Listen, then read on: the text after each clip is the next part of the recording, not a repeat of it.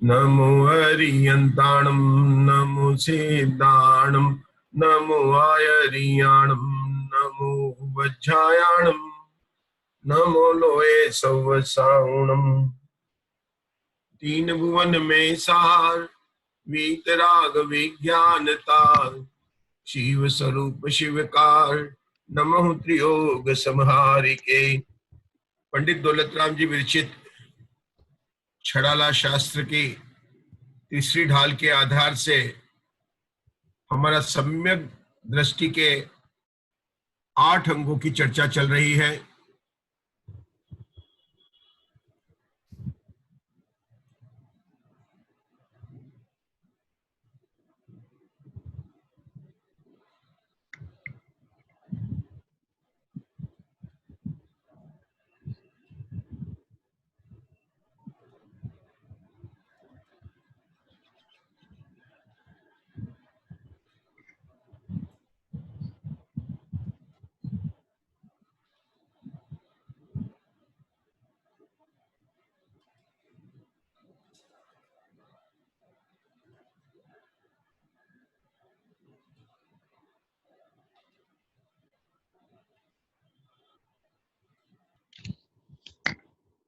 नमो हरियंताणं नमो सिद्धाणं नमो आयरियाणं नमो वज्रायाणं नमो लोये सवसाणं। तीन भुवन में सार वीतराग विज्ञानतार शिव स्वरूप शिवकार नमो त्रियोग संहारिके। पंडित दौलतराम जी द्वारा विरचित छड़ाला शास्त्र की तीसरी ढाल के आधार से हमारी सम्यक दृष्टि के 8 अंगों की चर्चा चल रही है। छठे अंग का नाम है स्थितिकरण अंग। आचार्य भगवान कुंदकुंदाचार्य इस स्थितिकरण अंग को समझाते हुए कहते हैं, उमगम गच्छतम सगम पिमगम थवेदिजो चेदा सोठिदिकरण जुतो सम्मादिठी मुड़े दो। उन मार्ग पर जाते हुए, अब उन मार्ग पर जाता हुए 2 स्थितियां बनती है, एक स्वयं और दूसरा पर। स्वयं को उन मार्ग से जाते हुए सन्मार्ग पर लाना वह स्वयं का स्थितिकरण अंग है, और पर को उन मार्ग में जाते हुए उसको सन्मार्ग पर लाना वे पर की अपेक्षा स्थितिकरण अंग है।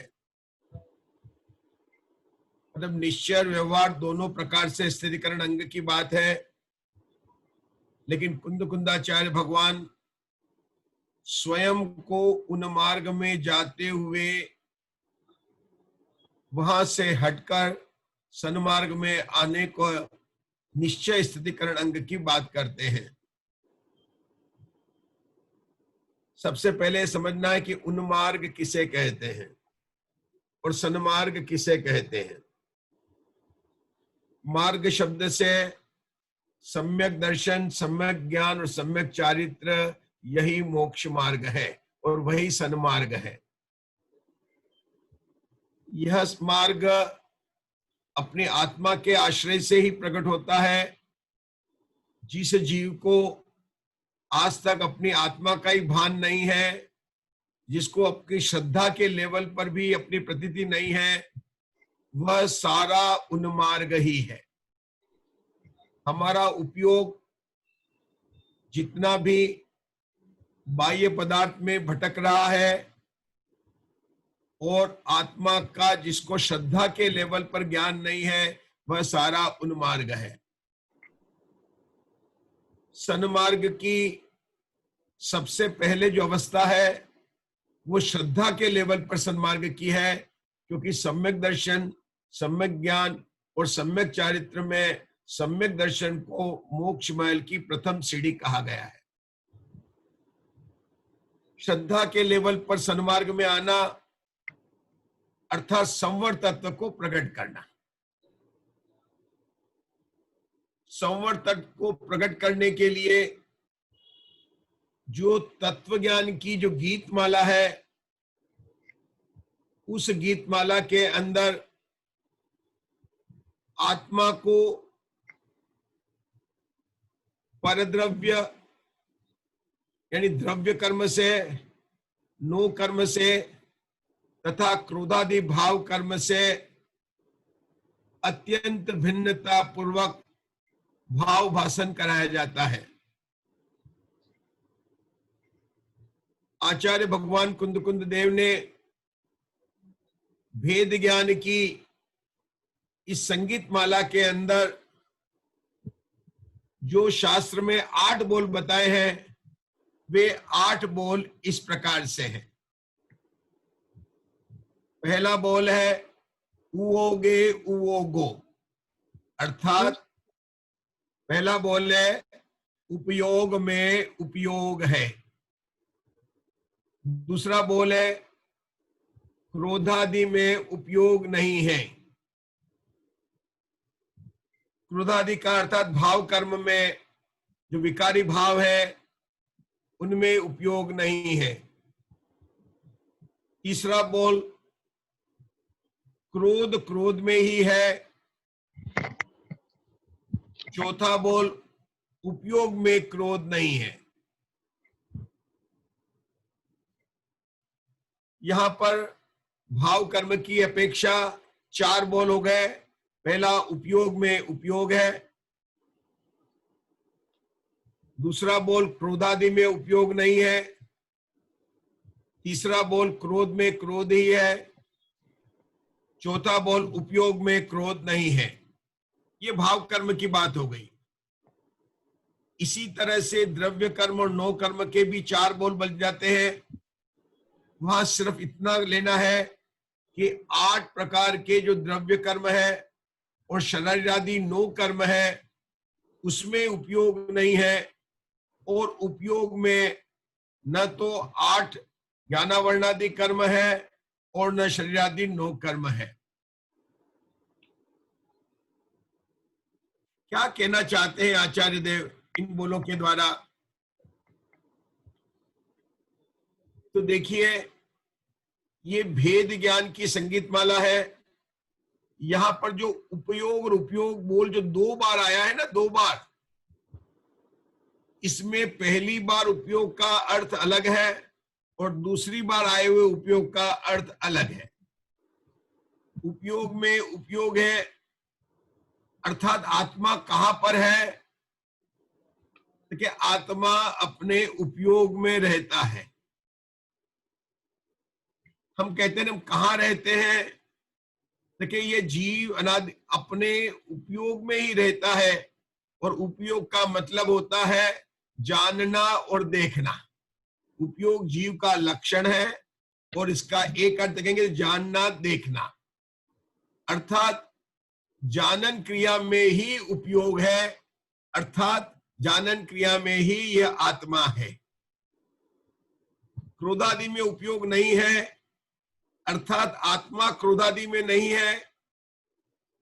तो क्रोधादि कहां पर है? देखिए, क्रोधादि क्रोध में ही है और उपयोग में क्रोध नहीं है। इस तरह से भाव कर्म की भिन्नता के 4 बोल पुनः रिपीट करेंगे हम। उपयोग में उपयोग है, यहां पर 2 उपयोग है। एक उपयोग का अर्थ है आत्मा, दूसरे उपयोग का अर्थ है जानन क्रिया। जानन क्रिया मतलब जानने देखने वाला। मैं कौन हूं? जानने देखने वाला, स्वभाव वाला जीव। कांति भाई, हम कौन है? हम जानने देखने का काम करते हैं, निरंतर हमारा जानन क्रिया चल रही है। ये बात दूसरी है कि जानन क्रिया में हम पर पदार्थों को जान रहे हैं, उसकी बात यहां पर नहीं है कि इसी जानन क्रिया में आत्मा जानने में आता है, उस जानन क्रिया की यहां पर बात है। जानन क्रिया में पर पदार्थ भी जानने में आते हैं, लेकिन जिसको अपनी आत्मा का भान नहीं है, उसको अगर केवल उपयोग में पर पदार्थ ही जान रहा है तो वह मार्ग उन्मार्ग है। वह मार्ग क्या है? उन्मार्ग है। और उस उन्मार्ग से सन्मार्ग में आना, यह हुआ स्थितिकरण अंग। यह स्थितिकरण कैसे होगा कि जो उन्मार्ग में जा रहा है तो काय के लिए जा रहा है? कि पर पदार्थों में सुख की प्राप्ति के लिए। लेकिन पर पदार्थ में तो सुख है नहीं, सुख तो अपनी आत्मा में ही है। तो अपनी आत्मा की उपलब्धि करना यानी सुख की प्राप्ति करना, तो सबसे पहले हमें श्रद्धा तो हो कि सुख है कहां पर। तो आचार्य कहते हैं कि उपयोग में, अर्थात पहला उपयोग यहां पर लिया जानन क्रिया, और दूसरे उपयोग का अर्थ है ज्ञान कहो या आत्मा कहो। तो जानन क्रिया में आत्मा है, यह पहला बोल हुआ। जानन क्रिया मतलब जानने देखने में, जिस जानने देखने में आत्मा जानने में आता है, उसकी बात यहां चल रही है। उपयोग में उपयोग है। इसके मर्म को समझाने के लिए हमने 2 दिन पहले 4 लाइन के 4 सिद्धांत की हमने चर्चा की थी, जिससे आचार्य देव ने हमें इन 4 बोलों के मर्म को समझाया है। वे बोल थे, एक वस्तु दूसरी वस्तु की नहीं होती है। एक वस्तु दूसरी वस्तु की नहीं होती है क्योंकि एक वस्तु का दूसरी वस्तु के साथ कोई संबंध नहीं है। दूसरा सिद्धांत बताया था, एक वस्तु दूसरी वस्तु की नहीं होती है क्योंकि दोनों के प्रदेश भिन्न है। क्योंकि दोनों के प्रदेश भिन्न है, इसलिए एक सत्ता की अनुपपत्ति नहीं होती है, अर्थात दोनों की सत्ता एक नहीं उपलब्ध होती है। हमने इसको उदाहरण से समझा था, हिंदुस्तान और इंग्लैंड दोनों अलग अलग राज्य हैं, पृथक है, उनके क्षेत्र भिन्न है, इसलिए उनकी एक सत्ता नहीं होती है। अब कहते हैं कि जब एक वस्तु दूसरी वस्तु की नहीं है, दोनों की सत्ता भिन्न भिन्न है, तो उनमें परस्पर आधार आदेश संबंध भी नहीं है। जो दो भिन्न वस्तु होती है, जिनके प्रदेश भेद हैं, जिनकी सत्ता भिन्न है, उनमें परस्पर आधार आदेश संबंध होता ही नहीं है। तो प्रश्न उठा कि आधार आदेश संबंध किसके कारण होता है, किसके साथ होता है? तो इस तीसरे बोल से बात को बढ़ाना है कि एक वस्तु का अपने स्वरूप में प्रतिष्ठित रूप से रहना, अर्थात दृढ़ता रूप रहना, यही वास्तव में आधार आधेय संबंध है। ये मूल बात है। इस बोल से आचार्य हमें उपयोग में उपयोग है, क्रोध में उपयोग नहीं है, क्रोध में क्रोध है, उपयोग में क्रोध नहीं है, इन चारों बोलों को इस सिद्धांत से समझा रहे हैं। लेकिन इस सिद्धांत तक आने के लिए ऊपर से आए कि एक वस्तु दूसरी वस्तु की नहीं है क्योंकि उनमें परस्पर कोई संबंध नहीं है। एक वस्तु दूसरी वस्तु की नहीं है क्योंकि उनके प्रदेश भिन्न है, उन दोनों की एक सत्ता नहीं उपलब्धि होती है। चूंकि दोनों की सत्ता एक उपलब्धि नहीं होती है, इसलिए एक वस्तु दूसरी वस्तु की नहीं है, तो उन दोनों के अंदर परस्पर आधार आदेश संबंध भी नहीं होता है। तो आधार आदेश संबंध कहां पर होता है? देखिए, अपने स्वरूप में ही प्रत्येक वस्तु प्रतिष्ठित है। स्वरूप मतलब अपने स्वभाव में। तो हमें आत्म वस्तु कहां पर प्रतिष्ठित है? कि आत्म वस्तु अपने ज्ञान स्वभाव में प्रतिष्ठित है। इतनी जो चर्चा की उसकी एक लाइन आई कांति भाई कि आत्म वस्तु अपने ज्ञान स्वभाव में प्रतिष्ठित है। और कब से, अनादि काल से है और अनादि काल से अपने ज्ञान स्वभाव में प्रतिष्ठित है। लेकिन अज्ञानी को पता ही नहीं है, तो किसके लिए प्रतिष्ठित है? कि जो जाने कि मेरे आत्मा का स्वभाव ज्ञान है, उसके लिए स्वरूप प्रतिष्ठित है। बाकी सब तो अप्रतिष्ठित है, और उनकी जो जानन क्रिया है वह उन मार्ग में ही जा रही है। तो बात किसकी चल रही है? आत्मा के स्वरूप प्रतिष्ठा की। इसी चीज को अब हम एक उदाहरण से देकर समझेंगे कि यहां बात चल रही है स्वरूप प्रतिष्ठा की, और हम परिचित हैं जिन बिंब प्रतिष्ठा महोत्सव से, उससे हम परिचित हैं। तो जिससे हम परिचित हैं उससे इस प्रतिष्ठा महोत्सव की तुलना कर हम चर्चा करेंगे। तो ये क्या है? ये स्वरूप प्रतिष्ठा महोत्सव है।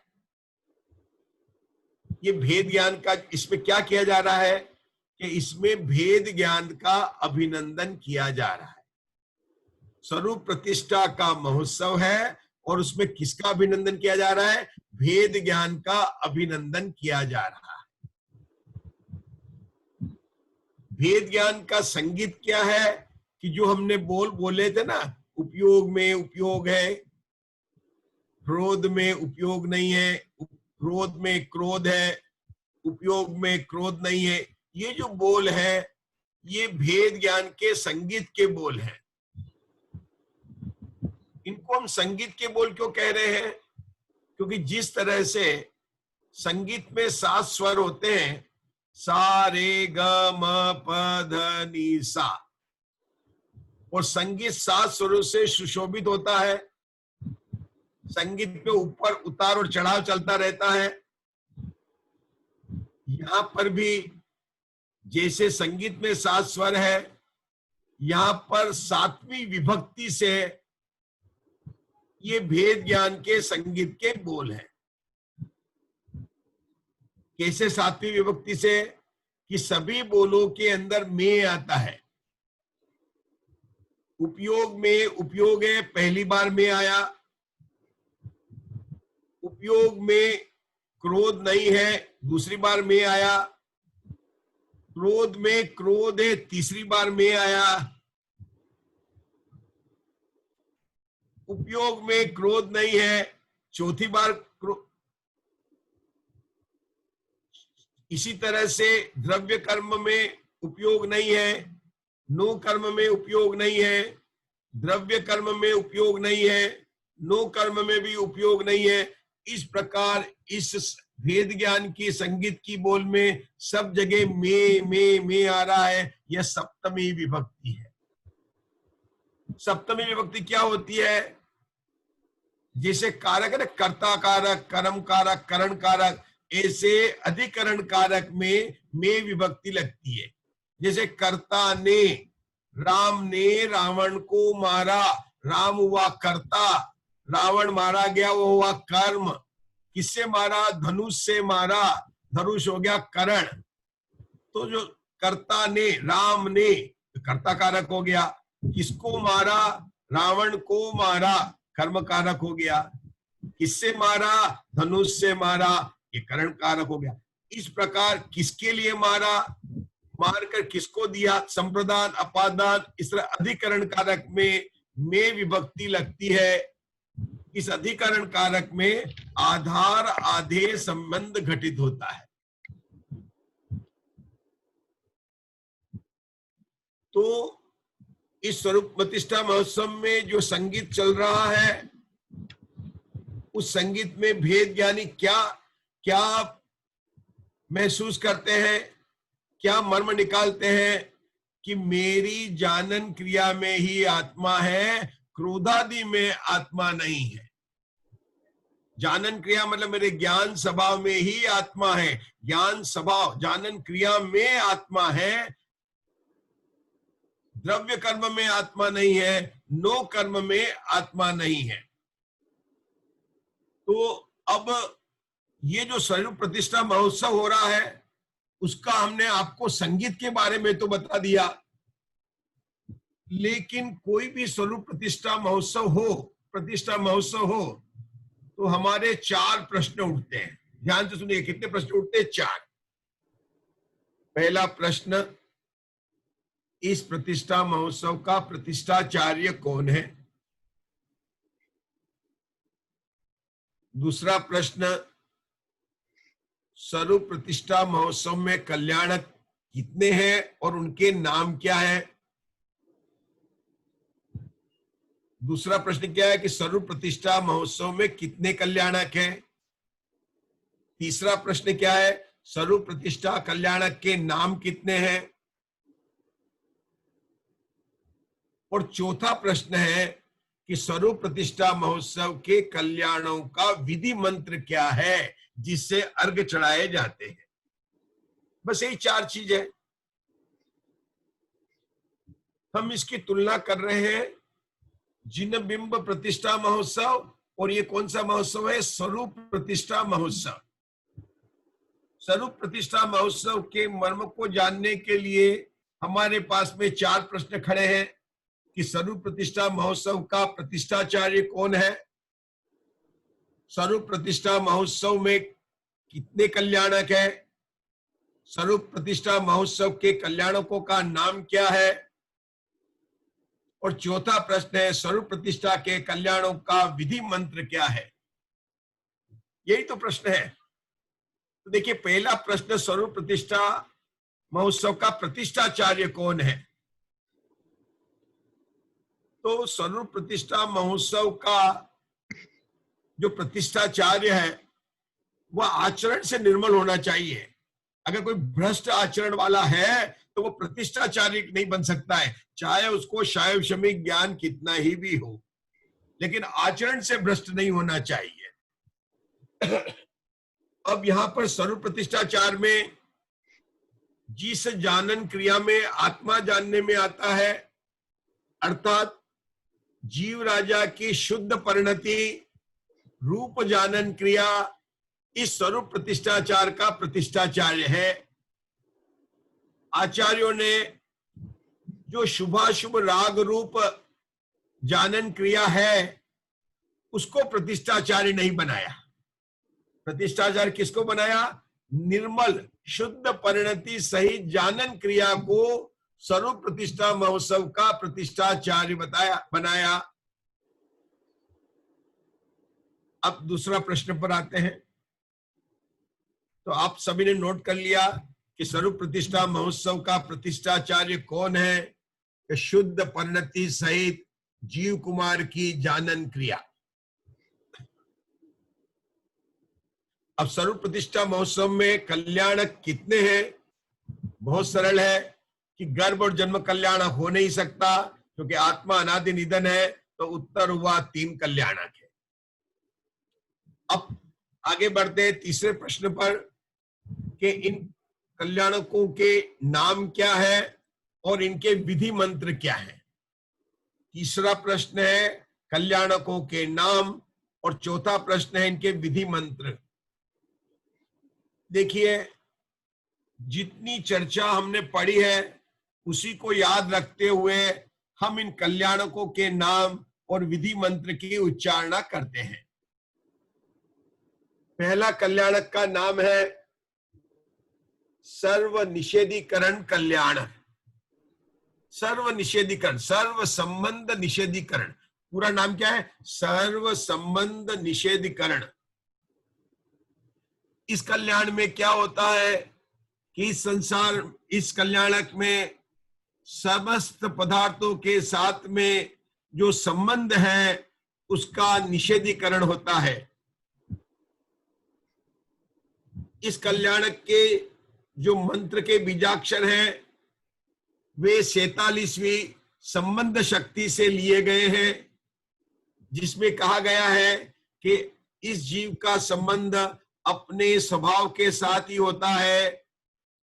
समयसार के 200 कलश के अनुसार जहां कहा गया है कि किसी के साथ में भी आत्मा का कोई संबंध नहीं है, यह पहले कल्याणक के मंत्र के बीजाक्षर है। दूसरे कल्याणक की पर आते हैं। इसका नाम पहले जानते हैं, क्या नाम है इसका? इसका नाम है स्वरूप अस्तित्व निर्धारित करण। भैया आत्मा सूक्ष्म है तो कल्याणक के नाम भी सूक्ष्म ही होंगे। और दूसरी बात, ऐसे कल्याणकों के नाम हमने सुने ही कहाँ हैं? हम तो गर्भ कल्याणक, जन्म कल्याणक, तप कल्याणक, ज्ञान कल्याणक और मोक्ष कल्याणक के नाम सुनते आए हैं। तो ऐसे कल्याणक के नाम जब हम सुनते हैं तो पहली बार हमको नोट करना पड़ेगा कि दूसरे कल्याणक का नाम है स्वरूप अस्तित्व निर्धारित करण। स्वरूप अस्तित्व अर्थात क्या है कि इस कल्याणक के अंदर ये बताया गया कि प्रत्येक वस्तु की स्वरूप का अस्तित्व, उसकी द्रव्य, गुण और पर्याय, और उसका जो चतुष्टय होता है, द्रव्य, क्षेत्र, काल, भाव, रूप, वही उसका स्वरूप अस्तित्व है। दो भिन्न द्रव्यों का स्वरूप अस्तित्व भिन्न भिन्न है। चूंकि उनका स्वरूप भिन्न भिन्न है इसलिए उनके प्रदेश भिन्न है, और उनके प्रदेश भिन्न है इसलिए उनकी सत्ता भिन्न है। तो इस दूसरे कल्याणक के जो मंत्र के बीजाक्षर हैं उनका आधार प्रवचन सार की 106 गाथा है, जहां पर भिन्न प्रदेशत्व को पृथकत्व का लक्षण बताया गया है। और इस कल्याणक के द्वारा दोनों के भिन्न स्वरूप, भिन्न अस्तित्व की दृढ़ता पूर्वक ज्ञान कराया गया है। अब कौन सा बचा? तीसरा कल्याणक। इस तीसरे कल्याणक का नाम है अभिव्यापक अधिकरण कल्याणक। नाम कठिन है लेकिन इनके बोल की चुके हम स्वाध्याय कर चुके हैं, इसलिए आपको बड़ी सरलता से इसका भाव भाषण होगा कि अभिव्यापक अधिकरण कल्याणक। इस कल्याणक के जो मंत्र के बोल हैं उसके बीज 46वीं अधिकरण शक्ति के बीजाक्षरों से लिया गया है। और इस मंत्र से एक बात की सिद्धि होती है इस कल्याणक में कि किसी भी वस्तु, दो वस्तुओं के बीच में परस्पर आधार आदेश संबंध होता ही नहीं है। एक वस्तु का पारमार्थिक आधार आदेश संबंध उसके स्वयं के स्वभाव के साथ, क्योंकि हर वस्तु अपने स्वरूप में ही प्रतिष्ठित होकर रहती है। स्वरूप प्रतिष्ठा विधान का मंत्र और कल्याणक पूरे हो गए, लेकिन हमारे मन में यह जिज्ञासा अभी भी उत्पन्न है कि इससे स्वरूप की प्रतिष्ठा शब्दों में तो हो गई, लेकिन वास्तव में हमें इसका भाव कैसे भाषण हो।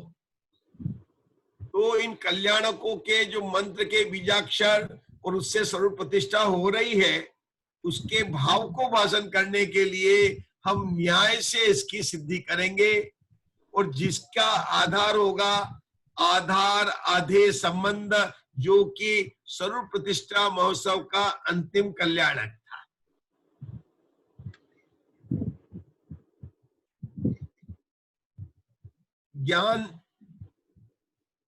ज्ञान अर्थात आत्मा, उसको जानने वाला कौन है कि जानन क्रिया जानने वाला है।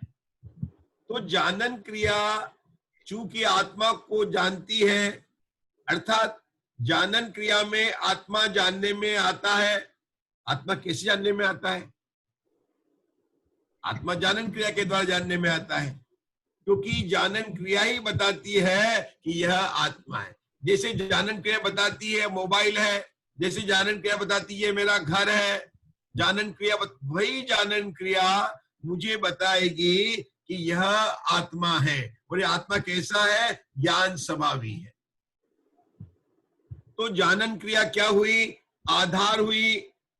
और आत्मा क्या हुआ? आधेय हुआ।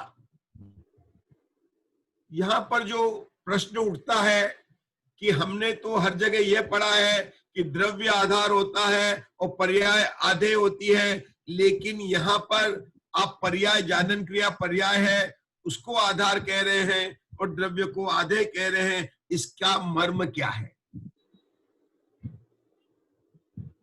तो इसका मर्म यह है कि जानन क्रिया से ही आत्मा जानने में आता है, इसलिए यह यहाँ पर ज्ञापक हेतु है, अर्थात ज्ञान कराने का हेतु है।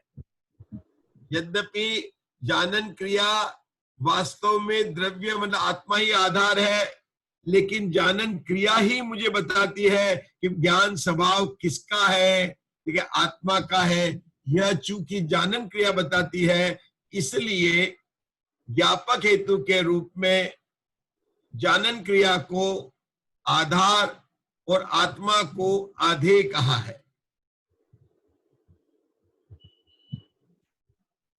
चर्चा आगे करनी है, समय केवल 1 मिनट रहा है, इसलिए हम लॉग आउट करते हैं और पुनः लॉग इन करेंगे, लेकिन स्वयं लॉग आउट हो जाने दीजिए। तो अपनी चर्चा चल रही कि न्याय से कैसे सिद्ध हो कि उपयोग में उपयोग है। पहले उपयोग का अर्थ है जानन क्रिया।